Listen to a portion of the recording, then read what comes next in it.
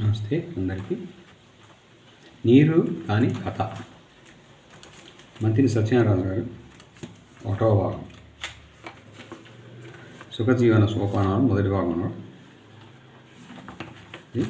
చూద్దాం. సృష్టిలో ఉన్న ఒక సత్యాన్ని మనం గమనిస్తే నీటికి ఉన్న విలువ మనకు అర్థమవుతుంది. మనకు 3 వంతుల నీరు, 1 వంతు భూమి ఉన్నట్లు తెలుసు. అలాగే మన శరీరంలో కూడా 65% నీరే ఉంది, మిగతాది పదార్థం. అందువల్ల మంచినీటిని ఎక్కువ త్రాగడం వల్ల మనిషికి మేలే కానీ చేటు లేదు. సాధారణంగా మన దేహంలో వాతావరణాన్ని బట్టి 2 లీటర్ల నీరు రోజు ఖర్చు అవుతుంది. మనం రోజు తినే కూరల్లోనూ భోజన సమయంలోనూ మనం త్రాగే నీటిని లెక్కేసుకుంటే 2 లీటర్ల కన్నా ఎక్కువే ఉంటుంది కదా. మరి ప్రత్యేకంగా మంచినీటిని శరీరంలోకి ఎక్కించడం దేనికని మీకు సందేహం కలగవచ్చు. ఇంకో మాట, నీరు అవసరం అయినప్పుడు దేహం దానంతట అదే అడుగుతుంది కదా. అలాంటప్పుడు అవసరం లేకుండా నీటిని త్రాగడం దేనికని మీరు అడగవచ్చు. ఇక్కడ ఒక విషయాన్ని మనం గమనించాలి. మనిషి బ్రతకడం కోసం కాకుండా రుచి కోసం ఆహారాన్ని తీసుకోవడానికి మరిగినవాడు. జిహ్వను చంపుకోలేక చాపల్యంతో రుచుల వెంట పరుగులు తీస్తున్న రోజులేవి. నిజానికి బ్రతకడం కోసమే అయితే ఇన్ని రకాల రుచులను ఆశ్రయించనక్కర్లేదు. అందువల్ల షడ్రుచులతోనూ భోజనం చేస్తున్నప్పుడు నాలుక చొర్రుమన్నప్పుడల్లా నీరును ఎక్కువ పరిమాణంలో త్రాగుతున్నాం. నిజానికి ఈ నీటిని దేహం కోరుతుందా? మన జిహ్వా చాపల్యం కోరుతుందా? అందుచేత అక్కర్లేని సమయాల్లో కూడా నీటిని దేహంలోకి పంపిస్తున్నాం. దీనివల్ల పొట్ట సాగి పెరుగుతుంది, కానీ మనిషికి బలాన్ని ఇవ్వదు. ఈ రుచులను మితిమీరి తింటున్నందువల్ల వ్యర్థ పదార్థాలు అనేకం శరీరంలో చోటు చేసుకుంటున్నాయి. ఈ వ్యర్థ పదార్థాలు బయటకు పంపించడం కోసం 2 లీటర్లు మనం నీరు మన దేహానికి చాలు. అసలు మనం త్రాగిన నీరు శరీరంలోనికి వెళ్ళి ఏం చేస్తుంది? మన శరీరంలోని రక్తనాళాల్లో చేరి ఉన్న వ్యర్థ పదార్థాలను తన వైపు ఆకర్షించి మూత్రం ద్వారా బయటకు విసర్జిస్తుంది. ఇలా రుచి కోసం తినడం వల్ల లోపల పేరుకుపోతున్న వ్యర్థ పదార్థాలను బయటకు పంపించడానికి కనీసం 5 లీటర్ల నీటిని త్రాగవలసి ఉంది. కానీ మనం త్రాగడం లేదు. ఎందువల్ల? నీటికి రుచి లేదు. నీరును త్రాగడం వల్ల ఎంతో లాభం ఉన్నా దానికి రుచి లేని కారణంగా దాని వైపునకు మానవుని మనస్సు ఆకర్షించబడడం లేదు. మనకు ఆరోగ్యాన్ని ప్రసాదించి కలకాలం మనకు సుఖ సంతోషాలను ఇచ్చే దాని మీద ఒక మనస్సు వెళ్ళకపోవడం నిజంగా దురదృష్టం. మన పూర్వీకులు రాత్రి సమయాలలో మడత మంచం వద్ద పెద్ద రాగి చెంబుతో నీళ్లు పెట్టుకొని తెల్లవారుజామున లేచిన వెంటనే ఆ చెంబుడు నీళ్లు త్రాగిన తర్వాతే కాలకృత్యాలకు బయలుదేరేవారు. ఆ సాంప్రదాయం ఇప్పుడు ఏది? అది మనకు చాదస్తం అనిపిస్తోంది. అలాగే మన వాళ్ళు భోజనం చేసే సమయంలో నీరు త్రాగేవారు కాదు. ఇది చాలా మంచి పద్ధతి. మనం తిన్న ఆహారం జీర్ణాశయంలోనికి వెళ్ళగానే జీర్ణాశయ గోడల నుండి రసాయనిక ద్రవాలు ఊరి మనం తిన్న ఆహారాన్ని జీర్ణం చేస్తున్నాయి. మనం భోజనం చేసేటప్పుడు నీరు త్రాగితే ద్రవాలు పలచబడి ఆహారాన్ని అరిగించే శక్తిని కోల్పోతాయి. ఆ నష్టం మనకి కదా. అందువలనే జీర్ణం కాని అనేక విలువైన పదార్థాలు వ్యర్థంగా మలం ద్వారా విసర్జింపబడుతున్నాయి. అందువల్లే మానవుడి మలం మరో జంతువుకి ఆహారం అవుతుంది. సృష్టిలో ఒక జంతువు మలాన్ని మరో జంతువు తినడం చూసారా ఎక్కడైనా? ఎందువల్ల? ఆహారం తింటున్నప్పుడు ఏ జంతువు నీరు త్రాగదు. ఆహారం తీసుకున్నాక విశ్రాంతి సమయంలోనే పొట్ట ఖాళీ ఉన్నప్పుడే కడుపు నిండా నీరు త్రాగుతుంది. జంతువుకి తెలుసున్నన్ని ఆరోగ్య సూత్రాలు బుద్ధిజీవి అయిన మానవుడికి తెలియకపోవడం ఎంత వింత. మానవుడికి తెలియక కాదు, తెలిసుండి కూడా తప్పులు చేస్తుంటాడు. ఎందువలనంటే మనిషికి తెలివితేటలు ఉండడం వలన జంతువులకు అవి లేవు. అందుకని అవి ప్రకృతి ధర్మాన్ని ఉల్లంఘించవు. అందువల్ల ప్రకృతి మాత పక్షాదులను నిరంతరం కాపాడుకుంటుంది. ఇంకా కొన్ని విషయాలు ఈ సందర్భంలో చెప్పుకోవాల్సి ఉన్నాయి. మనం కాయగూరను రుచిగా తినడం కోసం కూరలో ఎక్కువ నూనెను, చింతపండుని, కారం, ఉప్పుని వేస్తాం. మరి ఆ నూనె, ఆ ఉప్పు, ఆ చింతపండు మొదలైనవి చప్పున అరగవు. అవి అరగాలంటే నీరు ఎక్కువ కావాలి. అందువల్ల మనకి భోజనం దగ్గర దాహం ఎక్కువగా వేస్తుంది. మరో విషయం, ఈ రుచి కలిగిన ఆహారం నోట్లోకి వెళ్ళగానే కారం, ఉప్పు, పులుపుల ప్రభావంతో లాలాజలం మితిమీరి అప్రయత్నంగా ఊరడం వల్ల ఆహారం నక్కర లేకుండానే కడుపులో లోపలికి జారిపోతుంది. అదే ఉడకబెట్టిన కూర ముక్కలను నోట్లో వేసుకుంటే లాలాజలం ఊరదు.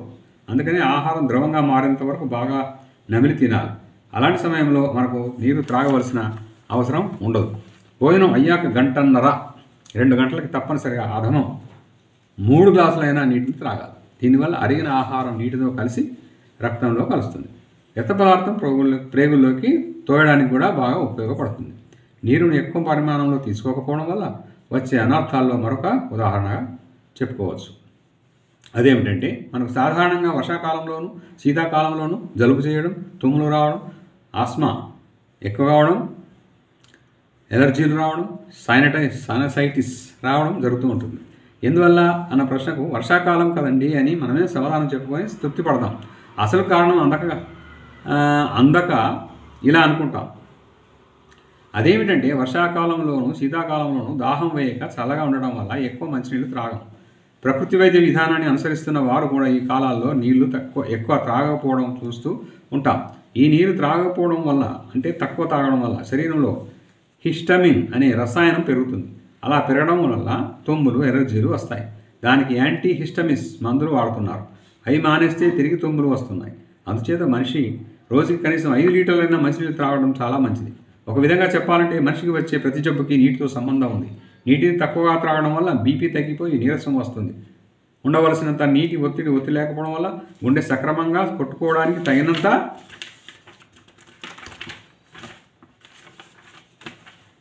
పీడనం లేకపోవడం వల్ల లో బీపీ అన్నమాట ఏమిటి, అన్ని రోగాలు వస్తాయి. అందుచేత నీరు సర్వరోగ నివారణ అని మనం చెప్పుకోవచ్చు. అందువల్ల మనం 5 లీటర్లు తగ్గకుండా నీరు పుచ్చుకోవడం చాలా అవసరం. మరైతే నీటిని ఎప్పుడెప్పుడు ఎలా త్రాగాలో చెప్పుకోవాల్సిన అవసరం ఉంది. పరిగడుపునే 1-1.5 లీటర్ల నీరు పుచ్చుకోవాలి. ఆ పుచ్చుకోని నీటి ఒత్తిడి వల్ల కాల విరోచనం జారిగా అవుతుంది. మళ్ళీ 45 నిమిషాల తర్వాత 1 లీటర్ తిరిగి తాగాలి. నీళ్ళు ఎప్పుడు ఖాళీ కడుపుతో తాగడం చాలా లాభదాయకం. మనం ఉదయాన్నే లేచిన తర్వాత కంటి పులుసులను, చర్మానికి పట్టిన జిడ్డును నీటితో కడిగేసుకుంటాం. నోటిలో పాచిని తీసేసుకుంటాం. ఇక లోపలి కణాలలో ఉన్న చెడు పదార్థాలన్నీ విరజించడానికి మనం త్రాగిన ఈ 3 లీటర్ల నీరు చాలా ఉపయోగపడుతుంది. ఆహారం తీసుకున్న వెంటనే ఎప్పుడూ నీరు త్రాగకూడదు. ఆహారం తీసుకునే అరగంట ముందు కానీ, భోజనానంతరం 2 గంటల తర్వాత కానీ 1 లీటర్ నీరు పుచ్చుకోవాలి. పొద్దుటే 3 లీటర్లు పుచ్చుకున్నాం కదా అని ఇక సాయంకాలం వరకు అక్కర్లేదు అనుకోకూడదు. మధ్యలో అవకాశాన్ని బట్టి నీరు త్రాగుతుండడం మంచిది. ఏమైనా రోజు కనీసం 5 లీటర్లు విధిగా త్రాగాలి. ఫ్రిడ్జ్ వాటర్ ఎన్నడూ త్రాగకూడదు.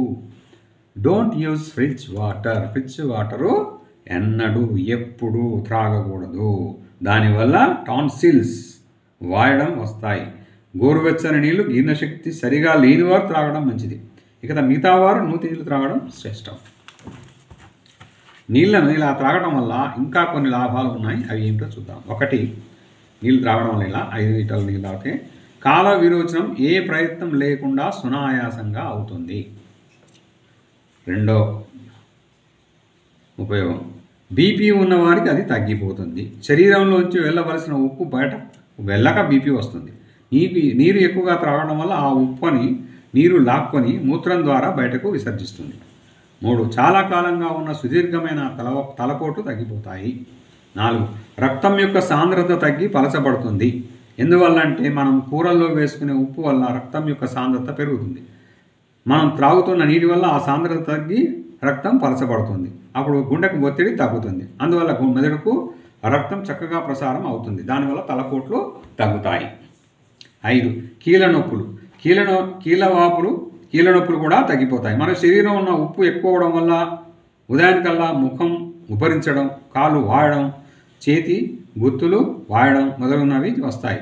మనం త్రాగే నీటి వల్ల ఆ ఉప్పు కాస్త బయటికి పోతుంది. బయటికి పోవడం వల్ల ఈ వాపులు కాస్త తగ్గిపోతాయి. 6, నీటిని ఎక్కువ త్రాగడం వల్ల మూత్రపిండాలు ఎప్పుడూ వ్యాధిగ్రస్తం కావు. మూత్రపిండాలలో తయారయ్యే రాళ్ళు ఈ నీటి వల్ల కరిగి బయటకు విసర్జించబడతాయి. 7, జ్వరంలో నీరు బాగా త్రాగితే టెంపరేచర్ తగ్గుతుంది. అందుకనే జంతువులు వాటికి జ్వరం వస్తే మనం ఎంత ప్రయత్నించినా గడ్డి తినవు. గొల్లెంలోని స్వచ్ఛమైన నీటిని తాగేస్తాయి.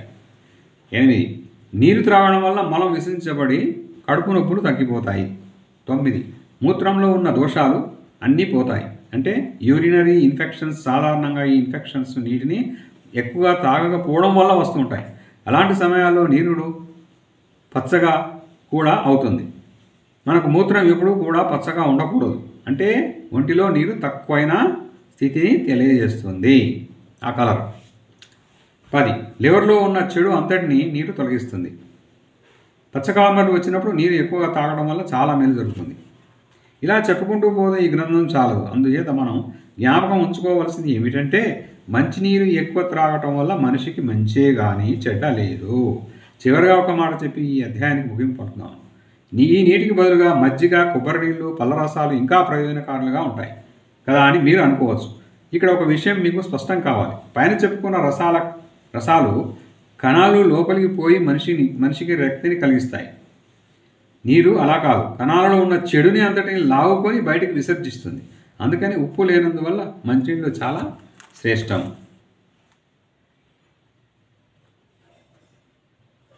ఉప్పు లేనందువల్ల మంచినీళ్ళు చాలా శ్రేష్టం. అంత మాత్రం చేత పళ్ళ రసాలు, మజ్జిగ, కొబ్బరి నీళ్ళు మన దేహానికి పనికిరావు అనుకోకూడదు. వీటి ఉపయోగం వాటికి ఉంది. పాడిగుడ్డ నీటిని పీలుస్తుంది, కానీ తడిగుడ్డ పీల్చదు కదా. అలాగే స్వచ్ఛమైన నీరు ఒంటిలో ఉన్న చెడులను పీల్చేస్తుంది, కానీ పళ్ళ రసాలు, మజ్జిగ మొదలైన వాటిలో ఉన్న స్వల్పమైన ఉప్పు కారణంగా చెడ్డని అంతా పీల్చుకో. అందుచేత మంచినీరు సర్వరోగ నివారిణి. మంచినీరు సర్వరోగ నివారిణి. 5 లీటర్ల నీళ్లు రోజు తాగుదాం, ఆరోగ్యాన్ని కాపాడుకుందాం. చిన్న గమనిక, ఉద్యోగస్తులకు, వ్యాపారస్తులకు ఇదంతా చదివాక ఒక సందేహం రావచ్చు, ఒక అనుమానం వస్తుంది. మేము ప్రొద్దుటే ఉద్యోగాలకు పోయేవాళ్ళం, సాధారణంగా మాకు సూర్యోదయం 7 గంటలకు అవుతుంది. మరి 45 నిమిషాల వ్యవధిలో 3 సార్లు నీరు త్రాగితే ఇక కాఫీ త్రాగేది ఎప్పుడు, టిఫిన్ తినేది ఎప్పుడు, అన్నం తినేది ఎప్పుడు అని అడగవచ్చు. దానికి సమాధానం ఏమిటంటే, అవకాశం ఉన్నంత మేరకు సమయాలను పాటించి ఆరోగ్యంగా ఉండాలన్న ఆదర్శం మనసులో పెట్టుకొని వీటిని ఆచరిస్తూ పోవాలి. అంతేగాని మీరు అనుకున్న సమయంలో ఈ ప్రకృతి సూత్రాలు ఇమడవు అని ఇంత మంచి జీవన విధానాన్ని 2-3 మాటల్లో కొట్టిపారేసి కోరి అనారోగ్యాన్ని తెచ్చుకుంటారా? అది ఎన్నడూ జరగకూడదే. అవకాశం లేని వారు లేచి లేవగానే 1 లీటర్ నీళ్ళు తాగడం, సాయంకాలం మరోసారి 1 లీటర్ నీళ్ళు తాగడం వీలవుతుంది కదా. దీనికి అభ్యంతరం ఉండదేమో అని నేను అనుకుంటున్నాను. ఆ పైన మీ ఇష్టం. ఇట్లు మంత్రి సత్యనారాయణ రాజు గారు. మరి రాజు గారు, డాక్టర్ గారు చాలా చక్కగా చెప్పారు. మనం కూడా ఫాలో అవుదాం, మీరు కూడా ఫాలో కండి. All the best viewers and subscribers. All the best. Thank you.